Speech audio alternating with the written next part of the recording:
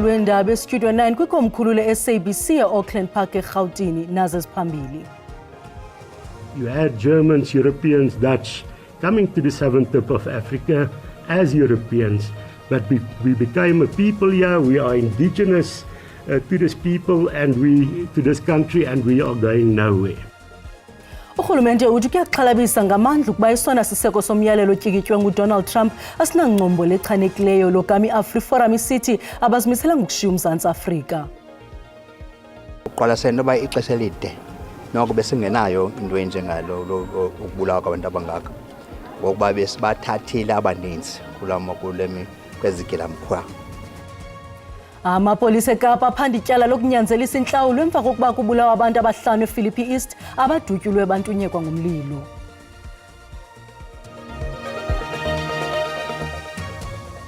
Molweni emakhaya nanguvimba wangokuhlwanje.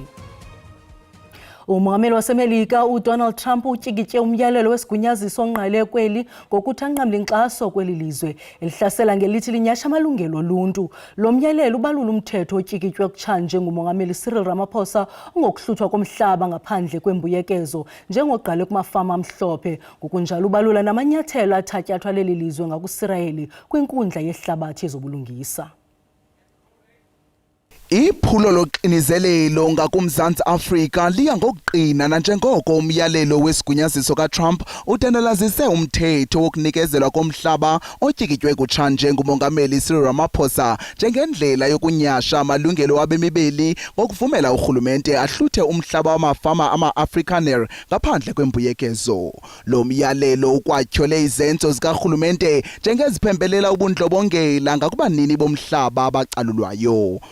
Kambe kwaleke ngokutyhola eli ngokuthabatha amanyathelo aqatha ngakwiMelika namahlakani wayo kuquka ukumangalela uSirayeli hayi iHamas ngokubulalwa kwenginginya yabantu kwinkundla ezobulungisa yehlabathi. Lo gama eli livuselele amandla ubudlelwane balo ne-Iran ukuphuhlisa izicwangciso zezorhwebo ezomkhosi nezenuclear.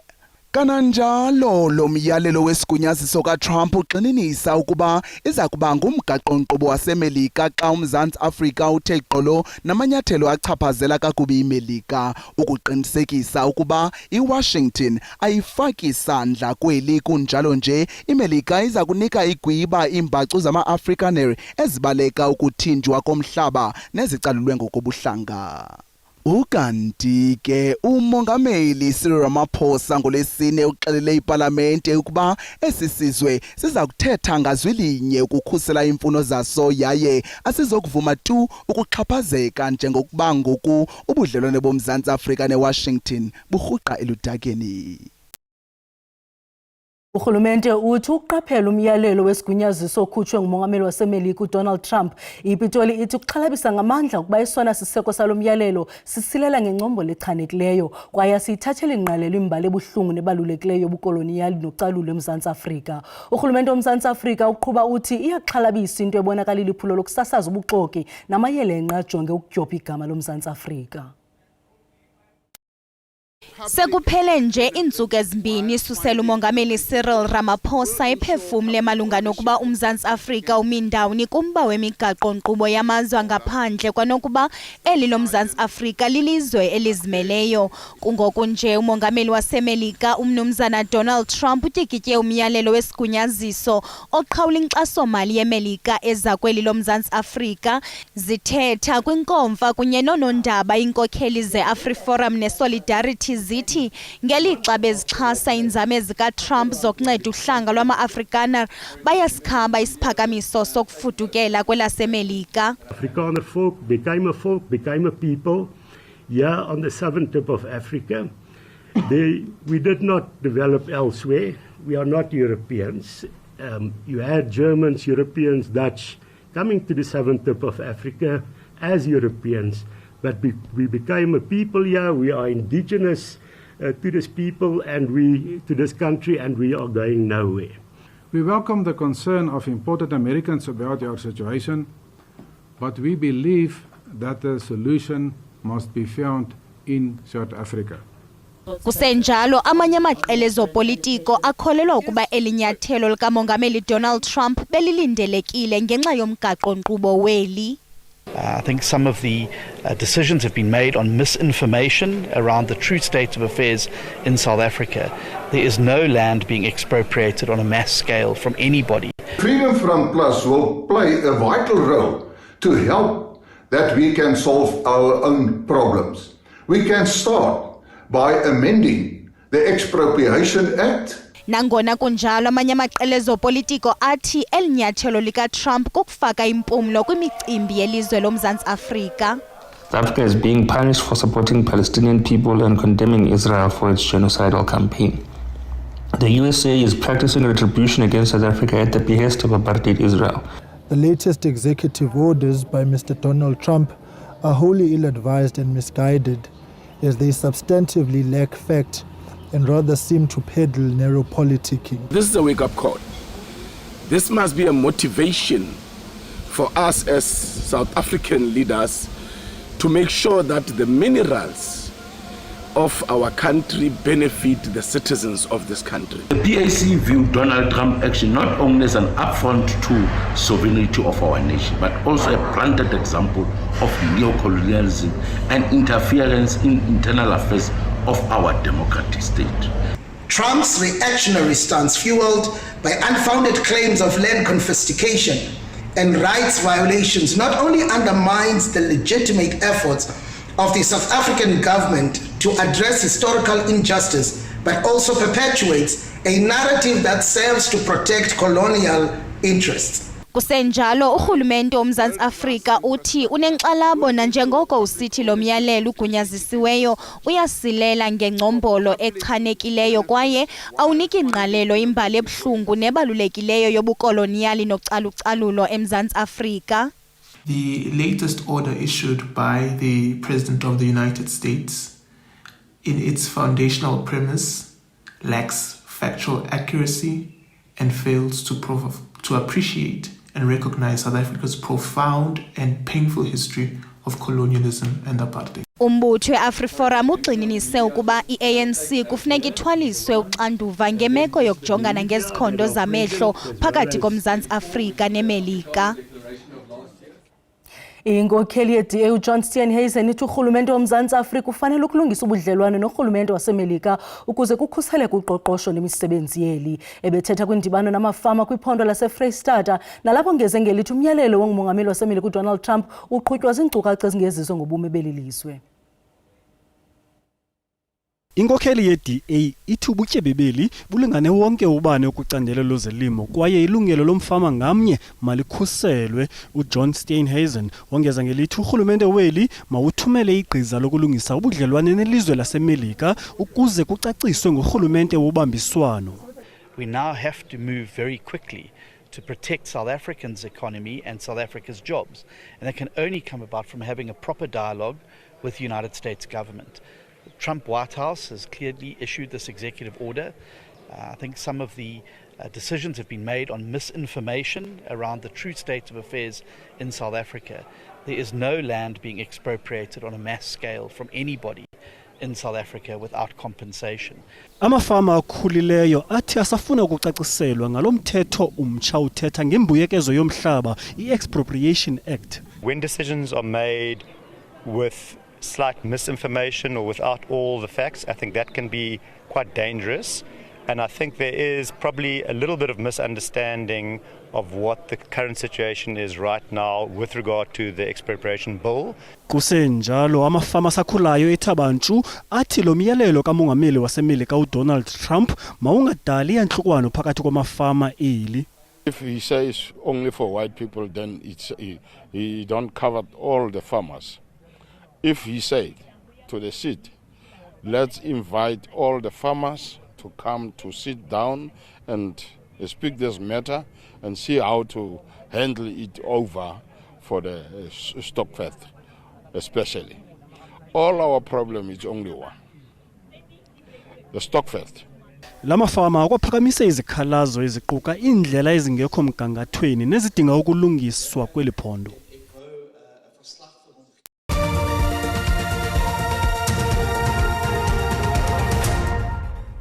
Sinamkele kwakhona xa sihlabela mgama.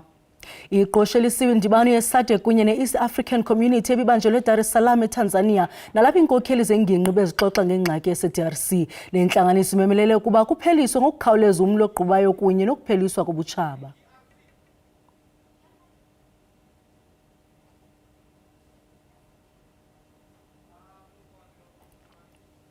Umbutho ongajonganga nzuzo i-Gift of the Givers uthi amanzi agrunjwe emathunjini omhlaba sesona sisombululo kummandla othwaxwa imbalela wakuKomani eMpuma Koloni. Lo mbutho utyhile ngokusesikweni iphulo elitsha lamanzi kwisikolo samabanga aphakamileyo iNkwankca eNomzamo. Iingingqi ezininzi zakuKomani sezixhomekeke kumanzi kaGqampompo ukuze zifumane amanzi acocekileyo, ingakumbi ilokishi zasezibeleni, eMlungisi kwakunye neNomzamo. Ukukhawulelana nalo mngeni uThembende sesidile sesomasipala iChris Hani, i-Gift of the Givers yombe amanzi aphuma phantsi komhlaba abizwa i-borehole alindeleke ukuba akhuphe iilitha ezingama-70,000 ngosuku. Kwaye ithi esi sithili kufuneka sisebenze kombeni ezinye ii-boreholes ukubaleka ingxaki yembalela. Most definitely, there is a solution. The solution is balls. And with a week with our team coming here, we already have 2 balls. In an excess of one ball, 70,000 litres, other ball, 9,000 litres per hour. Ibhodi ejongene neenkqubo zesikolo zaseNkwankca iyamkele inkxaso ye-Gift of the Givers ngelithi iza kubenza lula ubomi babafundi kwakunye nabafundisi-ntsapho. Uthetha ngesikolo ke uthetha ngento that involve abantwana besikolo, involve abazali, involve also i-staff. So kukho toilets, kukho into usela, kukho ntoni, so challenge enkulu kakhulu indaba yamanzi. Idolophu yakuKomani ibiwafumana kwidama iBonkolo Dam amanzi, kodwa elidama litshile imbalela. Ukuncedisana nelidama isebe lamanzi lakunyazisa ukwakhiwa kwedama iXhonkxa Dam ngonyaka u-2012.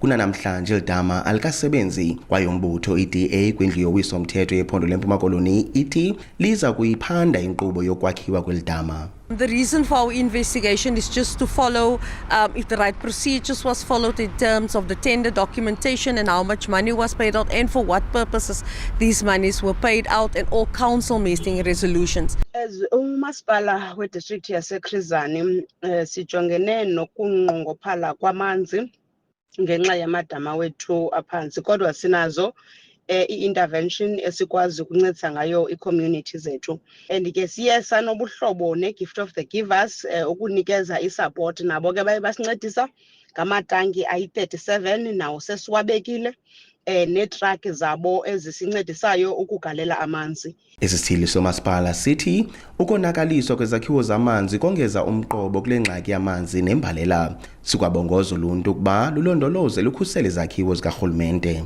Ndingusidima Mveku kwiindaba ze-SABC ndikuKomani. Abantu abali-13 bahlanzeleliselwa ze abathathu bonzakala ngexa ibhaki neteksi zezangquzulana zatsha ngumlilo eHoedspruit eLimpopo kwindlela ka-R40. Abakhwele bebekwiteksi bebesingisele emsebenzini besuke e-Econhoek eMpumalanga besiya kwivenkile yeziqhamo nemifuno eHoedspruit. Iintsapho zabaswelekileyo kunye nomphathiswa wezothutho eLimpopo Violet Mathe batyelelele indawo yexhwayelo. Ungquzulwano olusike emathunjini lwashiya usizi luthabathe imiphefumlo yabantu abali-13.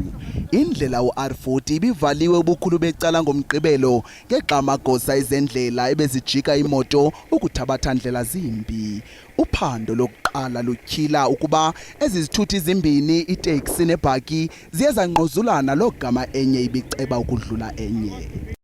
That I got, they say there was an overtaking where I'm sure the 2 cars, the buggy and the taxi collided head on. Then they sparked fire. That's where they bent down. All of them, they were bent beyond recognition, unless the 3, but they were also bent. Abakhweli abali-10 beteksi kuquka nomqhubi bohlukene inyama nomphefumlo beshiya iintsapho zidandathekile ke kambe iintliziyo zingamahlwili. She was going to work and I expected her to come back because she was having a small kid, very, very, very small. So as a family, we are shattered. We are in pain. Kananjalo abantu abathathu bebekhwele kwibhaki nabakwimo yempilo eMaqongo baphansi konyango kwisibhedlele saseTintswalo eMpumalanga. In the buggy there were 6 people and in the taxi there were 10 people. Ukanti ke abakwantsasana bazinikele ekuzijuleni ijacu ukuze balugqibe uhlolo lwe-DNA phakathi kwabaswelekileyo abatshe baluthuthu neentsapho zabo ngomvulo. Amapolisa eKapa athi aphanda ityala lokunyanzelisa intlawulo emva kokuba kubulawa abantu abahlanu ePhilippi East. Esisihlanu siye sadutyulwa saze santunyekwa ngomlilo ngabahlasela abangaziwayo ngelixa sihleli kwisithuthe besime kumatyotyomba seBetter Life. Le indawo yexhwayelo emva kwesenzo solwaphulo-mthetho esimanyumnyezi. Ngamadoda amahlanu avulelwe ngezulu lezandla abhubha kwinto yorhanelwa ukuba inento yokwenza nomkho wokukolekwa kwemali ngenkani ngamaqela awohlukeneyo. Abanye babo ke abantu abalapha bake banongquzulwano nomthetho. Xa sibona ke kwi-record zethu into yoba amatyala afana no-hijackings house robberies ukurobha abantu ezindlini kwapho bahlala khona namanye kamatyala anobundlobongela phakathi violent. Asikazi ke into kokuba intoni kodwa into esirhanelayo nje into yoba le nto sithi namhlanje ncakasana yi-extortion. Unjengele uphathekile uthi baphanda iziganeko ezahlukeneyo nalapho ingabantu abathe badutyulwa baze bantunyekwa ngomlilo kwiziganeko ezahlukeneyo eKapa kweentsuku zimbalwa zidlulileyo. Noba ixesha elide noko besingenayo into enjengalo ukubulawa kwabantu abangaka ngokuba besibathathile abaninzi kwezigilamkhwa lemigeko sazifaka eseleni. Kodwa into eyenzekayo kwaba abashiyekileyo kudla ngoba khona into yokulwela uba kuphathe bani okanye abanye basuke kule migulukudu baye kwenye imiguluko enye icala ibe loo nto yenza ungquzulwano phakathi kwabo. Sicima kwenzeke loo nto ke apha kumaqela amabini. Amapolisa athi kutyelwe amagosa onyanzeliso mthetho owongezelelekileyo ukuzama ukugcina ucwangco kwiindawo ezichaphazelekileyo. Dingani Lembanja weendaba ze-SABC eKapa. Ukanti rhoqo ngexesha sinayo intatheli zobuchwepheshe uSandile Hlangani. Sandile, siyakwamkela. Yeyiphi imiba etrendayo? Njengoba bekulindelekile ke into etrendayo kanye ihamba phambili ku-social media ngakumbi ku-X zezi executive orders uTrump azisayinayo zininzi. Ndithe xa ndizijonga ndafumanisa ukuba zingapha ko-10.